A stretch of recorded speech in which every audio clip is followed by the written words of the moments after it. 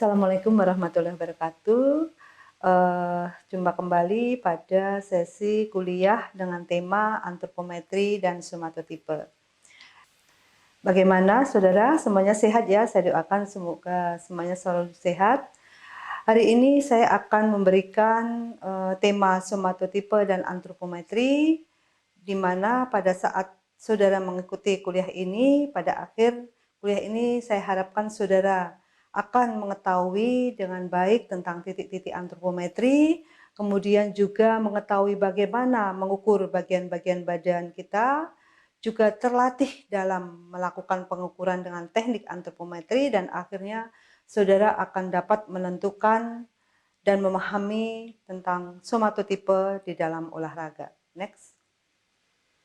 Pada sesi 1 akan saya berikan tentang antropometri. Apakah itu antropometri? Jadi antropo itu adalah manusia, metri adalah pengukuran. Jadi kita belajar untuk mengukur bagian-bagian badan kita. Antropometri ini sangat penting ya dalam penentuan baik dalam riset maupun non-riset.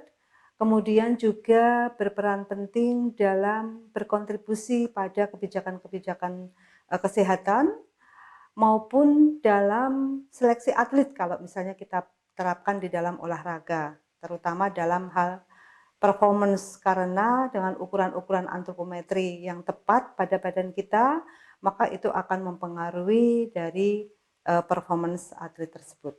Next. Antropometri sering disebut sebagai studi dari dimensi badan.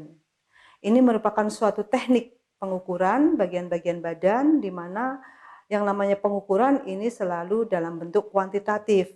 Namun demikian, ukuran-ukuran itu kadang-kadang tidak bisa berdiri sendiri, harus kita gabung-gabungkan, sehingga kita dapat menganalisanya, dan dari analisa tadi kita dapat menguraikan apakah itu ukurannya, apakah masanya, atau bentuk dari badan manusia tersebut.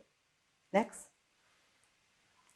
Nah, di dalam studi antropometri ini atau studi pengukuran ini biasanya kita bicara tentang variasi, karena antropometri adalah bagian dari antropologi olahraga atau antropologi fisik yang berbicara tentang variasi. Variasi ini timbul karena adanya perbedaan. Sering kita mengatakan bahwa manusia dipisahkan oleh ruang dan waktu, dan ruang waktu inilah yang menunjukkan adanya variasi pada badan manusia.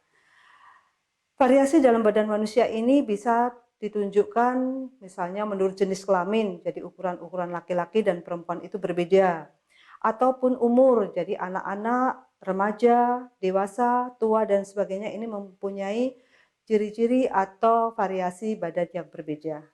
Selanjutnya, di dalam antropometri, jadi mengukur bagian-bagian badan ini bisa kita bagi di dalam pengukuran-pengukuran, contohnya adalah massa ya.